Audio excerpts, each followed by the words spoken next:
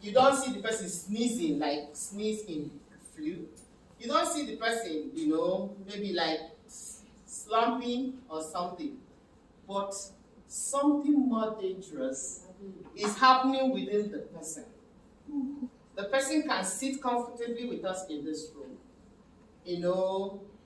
try to, fake a few smiles like we'll be smiling, paying attention, but he or she is going. That is a myth about mental health. The third one said, mental health issues is invisible, especially when someone is managing their symptoms. There's a thin line between the second one and the third one, which is true. When someone is managing mental health issues or concerns, you may not know. That is the reason someone you are in the bus with can escalate at any time. That is the reason your spouse can escalate at any time, and you'll be like, is it not this small thing that I just said? Or is there any other thing again? That is the reason your boss can come into the office and be something else. And you'll be like, maybe I saw her with Pat yesterday. Maybe Pat has said something about me. That is oftentimes you say, this person woke up from the wrong side of the bed. So that is the reason someone can just, for no reason, trigger and start behaving and reacting somehow. The fourth one said mental health issues can be hereditary. This is a myth. To a great extent, it can be said to be true. But at a very large extent, it's not true. The extent to which one can say that mental health as a means is hereditary is where there's a particular type of ailment that runs in the family. And these people have not learned how to seek care, professional care, and support. So it could be now, handed over like a property from father to child, from grandfather to father, from father to the child. But in a situation, in a case where maybe a 70-year-old man realizes that this is the issues with him and all of that, and he goes about seeking help and support, bringing every family member, discussing his mental health situation with them, and asking for help. At the end of the day, you realize that it's not a personal property that you can hand over to the other person. It's not an honorary that you can give and say, oh, I dash you because you are sharing the room with me. You're sharing the apartment with me. You're a member of my biological lineage. No. This is basically because it was identified. Then the last one is that mental health issues leads to death. Mostly end in death, and there's a school of thought says shameful death. My dear friends, it's not true. We have a lot of persons going through mental health issues. They live with us in our society. We even find them in our decision-making boards and leadership. They are taking their care. Some are taking their medications. And they are fine. In fact, they make decisions that affect you and I.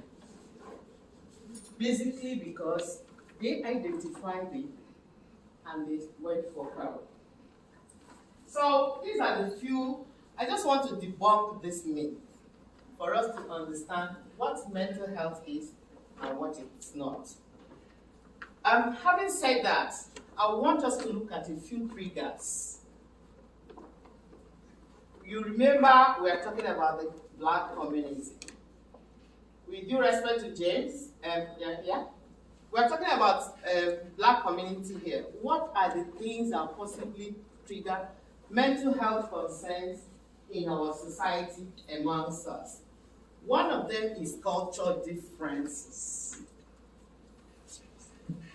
As we are here in Canada, and for anybody that is joining this climb newly, if you're not watchful, if you don't ask questions, your mental health can go zigzag with cultural differences. The thing that you're seeing, the way they are being done here, for instance, back in Nigeria, I cannot call my senior, my boss, by his name. Be like, But here, you call your senior by name, and you can greet somebody, the person will look at you well and walk away. That does not mean he hates you or has anything against you. He's probably going through his own baggage, that money, or, and you just happen to say good morning. That your good morning could be read to be something else. Back in Nigeria, you agree with me that you can hug. I'm a Rotarian, so we're used to hugging. So you can hug somebody, you can tickle and all of that. My dear, if it's not a member of your family and you do it here, you might end up standing like this, like questions are coming to you. There are a couple of things that we take for granted as Nigerians, as people from different African backgrounds, that here they don't take it. It doesn't work that way. In fact, I encourage anybody that comes new, just watch the way they do their things. No, you don't need anybody to tell you. Just watch, look, the way they smile and all of that. The greeting pattern. In fact, my son went ahead to say good mornings, and the one looked at my son was like, "Are you okay?" As in, what is making this sound? What is bringing this sound? Good morning here. So you descending the elevator, and the other person is coming, just shifts. It does not show disrespect. It's not a mark of disrespect. But I bet you, if it happens in Nigeria, it's disrespect. And you'll be feeling guilty. I tell you one story, go short. I was in interview panel of a bank in Nigeria. Let me not mention the name. So my job there was to watch the body language of the interviewees. And my decision was final on whom the bank takes in to work as a staff. Why? I decided not to go in through the inner door of that bank, their head office. So I took the normal staircase to the upper room where the interview was to be held. And this was thousands of students, thousands of young people, not students anyway. So as I was ascending the staircase, rather, I see a few of the kids. Some will come, push me. Some will come, they won't even say anything, they'll just walk, and all of that. But you see some few that will come, good morning, ma, and all of that. We all went up. I sat where they were sitting, because my job is peculiar. So I sat where they were sitting, and when time for the interview came, we moved into the room. Lo and behold, all of them that, in my Nigerian tongue, whacked me. As soon as they entered the room, I saw F, they just accepted the F. And as a human being and a mother, I struggled to subdue that feeling. But we are in a different environment. It's totally a different ballgame altogether. Whether you greet me or not, it does not matter.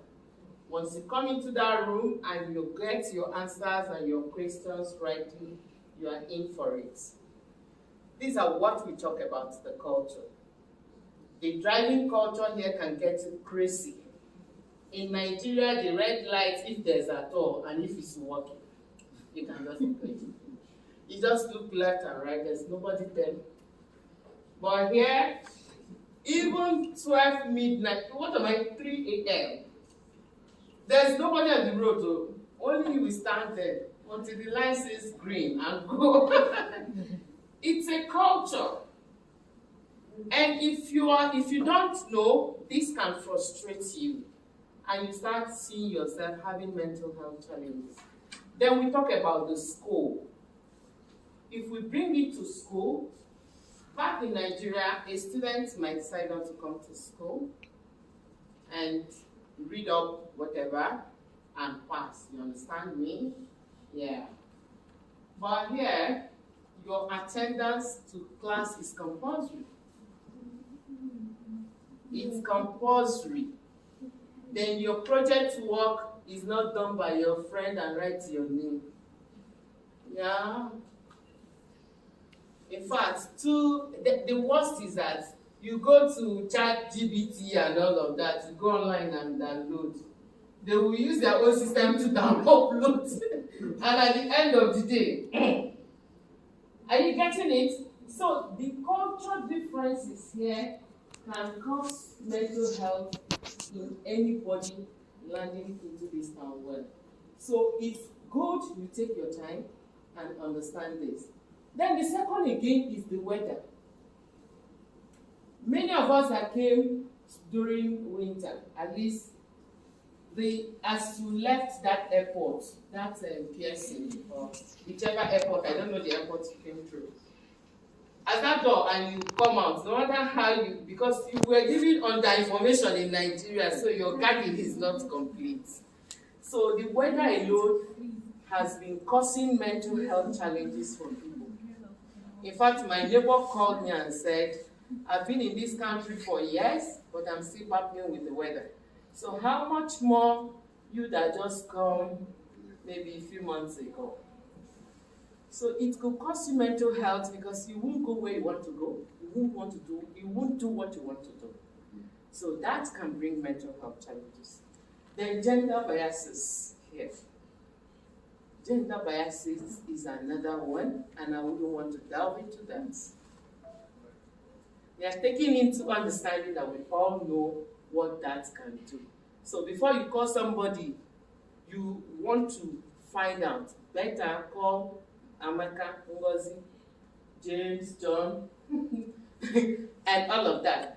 Don't go the Nigeria way of you know what I'm looking like, but you don't know who I am. It could cause mental health challenges. Then housing. In recent time, Canada is being saddled with housing problems. If you don't have where you're putting your head, not just putting your head, but comfortably putting your head, is enough to cause mental health challenges. True or false? True. A lot of people today, in fact, one told me, if it continues like this, I've given this country, I'm going back to Nigeria. I was like, okay. He said they didn't tell him that. I said, wow. It's a thing of make up your mind and do what? Muscle it. Everybody you see here that owns houses, so many of them at one point or the other were in your shoes. So it's a mindset thing. Then the children you came with can as well cause mental health issues for some people. You know, beating papa is not allowed. So if you're not careful, and you can't blind their eyes. So one can experience some mental health challenges from that. Then finances, oh no. Oh no, I don't know the countries that are gathered here. But the one I know, the Nigerian own, if you're still spending for Nigerian money, you know the way it's diving now. And before you get stable, get a job that takes care of you and your family and all of that, your mind must be juggled for some time. Your body must be shaking. It's not a walk on by the rose garden. So this alone is enough to give you mental health challenges. Then mobility. In Nigeria, almost everybody owns a car. And I tell you one interesting thing, no insurance. If there's insurance, that third party that we do with 1,500 and all of that, and you're cruising your car, But yeah, better insurance because they want the road users to be safe. Yeah. They want you safe, they want the road users safe. So the insurance for a newcomer is enough to turn your dada. In fact, after calculating the insurance, the fueling, and the carefulness, even when the car is hungry, you just drop the car by the side and the jumping boxes. Yeah, and that bus can cause you mental health issues, except you've not tried it. You have appointment by 12 o'clock. You left your house by 10 o'clock, and if Kaya is not taking, you've not gotten to where you're going to by 1 o'clock. What will tell you if it's job work that you're going to, or you're going for job interview and all of that. So how do you feel? Some people have early morning appointments. They wake up 2 hours, 3 hours before, and at the end of the day, they found themselves late to where they are meant to be. It's so frustrating. It can be discouraging. So these are the areas you look at exhaustively, objectively, and you see that you'll be having some small pinch from here and there. Then jobs, career. When I came to Canada, they told me, "Hey, madam, the people that welcomed me, this happened to be few friends, family friends, and former colleagues, and all of that." So I had a dinner with them, and I enjoyed myself, had some fun. And when it was time to tell me that welcome to Canada, you know what they told me? Forget that your career thing in Nigeria. That I am in a country that will take my former certificates and give me their own. Take my resume, and that is true. I was to do a resume, and I was struggling. In Nigeria, we're allowed to do 10 pages. All the departments, all the sections you have worked with, all the companies and organizations. I came here to do they said, "Madam, it's going to be 1 page." I thought they were joking. I thought they just spoke English to me. So I was like, all these things that I've spent my energy, my time, and all of that together, and I'll just come do 1 page. I won't take enter 1 page. I did. The summary was something else. I did the first one, trying to tighten myself and all of that. I was writing at 2.5 pages. I did the second one, So I was feeling, I'm removing my important infos and all of that. They did not ask me that. You know why? It's not human beings that read CVs like we do in Nigeria. It's machine that read it. So if you don't do it, pump, my dear friends, you're ending up not getting the job, even when you are qualified. And again, you have to know the information that are relevant to your job. Some people go do CVs, they write this and that. You're applying for, let's say, an accounting role. You wrote how you did medicine. You wrote how you did, project management in a site. How you read this one. It's irrelevant. If you know the skills, the qualifications, the experiences that is, tied to what they are asking for. That is all they are asking you for. So that alone can give its own mentors. Then studies. You can't talk about these people who are here for studies. Then again, laws. These are areas that mental health issues can come from. For the want of time, I wouldn't want to go on dwelling on that. Maybe we'll discuss it in some other forum. Here lies my today's essence of discussion. Challenges of mental health among the Black community, among the Black families, among the Black people. What I've just said is just to, it kind of till the ground for us to understand where we are and what we're, about to experience.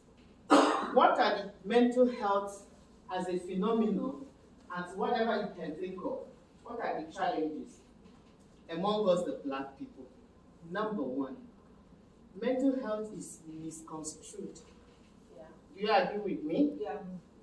Greatest challenge of Black communities or family is we trivialize mental health issues or crisis. As Black people, we don't take mental health seriously. You see an average Oyibo, he will just carry himself, go to clinic and say he's feeling or she's feeling, she's going through mental health issues. And people, they will be attending to the person, because it's serious. It's serious. But we Black communities, we trivialize it.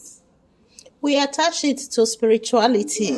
I'm coming to that. The second challenge this mental health discussion has is misinterpretation. We misinterpret mental health. We misinterpret it seriously. A lot of Black families, Black folks, we spiritualize mental health concerns. You see somebody saying, I think Obanja is worrying the child.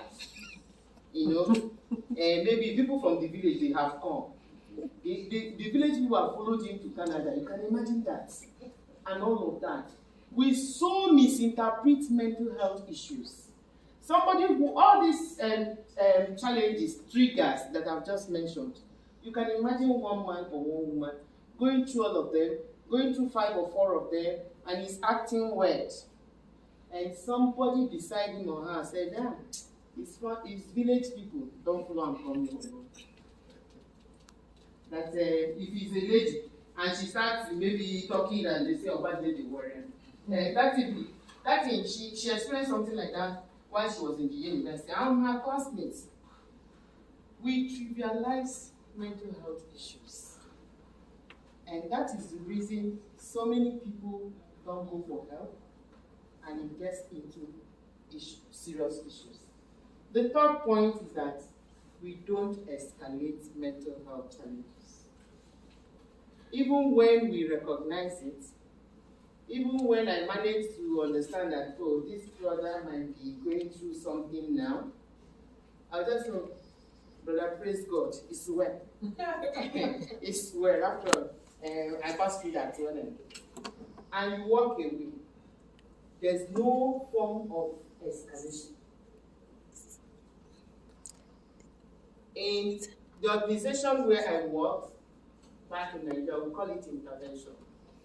You see someone going through something, he or she may not recognize it, or may not be able to help him or herself. You intervene by telling or making a call or